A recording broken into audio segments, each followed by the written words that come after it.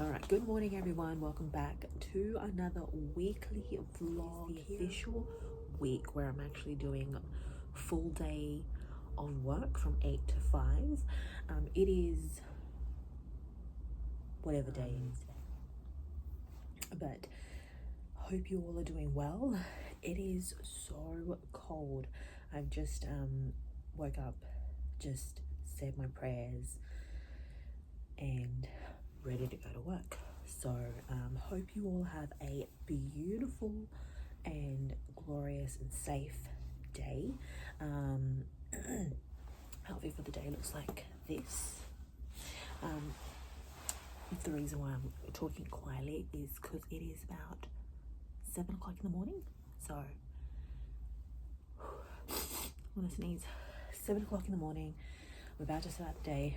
I start work at 8, finish at 5. So yeah, look out. This is how cold it is. Oops. Wow. Look at this. I'm looking at this fingerprint and I'm like, is this my fingerprint? Because I don't know. This one here. Is it my fingerprint? Oh, it's my fingerprint. So yeah, it is a bit cooled.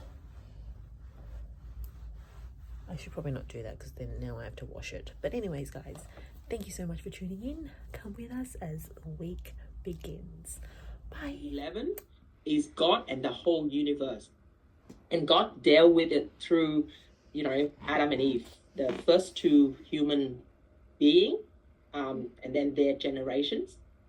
Up to chapter 11, where we stopped last time in the Bible study about the Tower of Babel. I'm going to touch on that later. And then from chapter 12 all the way to the end of the book of Genesis, which is a big chunk of the book, was zoom in only one family. And God works now through this family to bless the whole nation. You know what? And this showed you a very important principle of God when he's working in anything. You can say God is a big God, yet he worked in the scheme that bigger than we can imagine. Like it's a massive project that God works in. God's worked through, but in saying that, it's not that God go everywhere. He doesn't go everywhere and anywhere to try to fix everything in that big picture. God's principle is the representative. He will zoom in one representative. It's exactly how Jesus worked. You say, how one person can die for the whole world's sin. Yes, it is, because that's God's principle. It's zoom into one representative, or substitution. You can call it substitutionary or representative. And the book of Genesis, showing that principle very clearly, because now you got one family, and from now until the end of the book, you don't hear anything about the whole world, Adam and Eve, nothing. It's just Abraham and all the descendants throughout Abraham, and how God gonna redeem this. And why is this important? Because from this family came the Savior, who saved not just this family, not just the Israelite, but the whole world.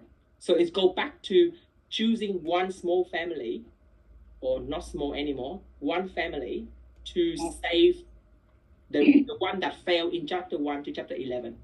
Does that make sense? And that's God's principle. He started with something small. It seems small. It seems insignificant. It seems messy. But that's how God works. So we don't despise anything that's small, because, that's God's principle. Okay, so from here, so now we are in chapter 12, beginning with Abraham.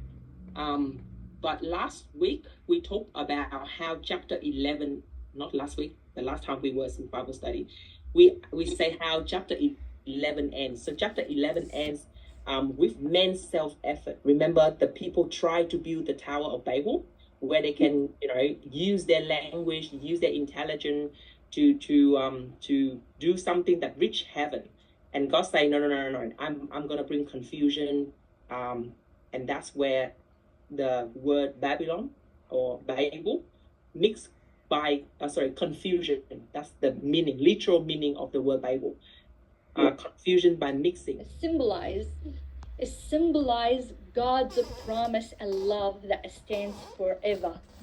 And here he built the altar not just to worship, but to have communion with God, to remember what God said to him. And what do we do every Sunday? We have worship and we have communion with God to remember what he's promised. And his promise stands forever as the rock sits there. That's why they say build an altar out of rocks, not by human hand, but by nature. Stands forever, God's promise. And every time he's there, he remembers it. And he called on the name of the Lord. So Abraham's journey going on is still towards south. I love this word. It's not forward. Forward, you can take one step forward. But towards, you have a vision. You have something greater. Oi, what if you want to do a voiceover, guy? Anyways, welcome back, guys. Here I am, about to put a product on my hair that Hannah has suggested for me to use. And guess what? It's not even in English. Oh my goodness. But anyways, YOLO. Your girl is going to give it a try. See? It's all in whatever language it is looking like. So here I am, like, okay, whatever, let's do this. So just taking off the towel, I had just stepped out of the shower, getting my hair prepared, and guys, make sure you clean your ears, make sure you clean your ears. So here my towel and just getting my hair sorted, wavy, like you just don't care. I'm feeling myself. Okay, let's open up the package. And yes, your girl is struggling. Ew, maybe I should have used the scissors. I'm sure I should have just used the scissors because it's gone into my mouth. Anyways, here it is, opened for you to see. Let's take it out of the package. Voila, boom, bada bing, bada boom. Here is the package. I'm opening it slowly. I have absolutely no idea how this goes on my head, like absolutely no idea. But we are about to find out how it goes on your head. It is a treatment for your hair that you put on and then you leave it on for a couple of minutes or like half an hour or something, and then you take it off. And it's a treatment. You know how you go to the hairdressers and you do a hair treatment to look after and bring nourishment and, make sure your hair is okay. And so here I am trying to put it on. I have absolutely no idea whatsoever how to put it on. And hence me just standing there figuring out how to put the load of my hair into this packaging.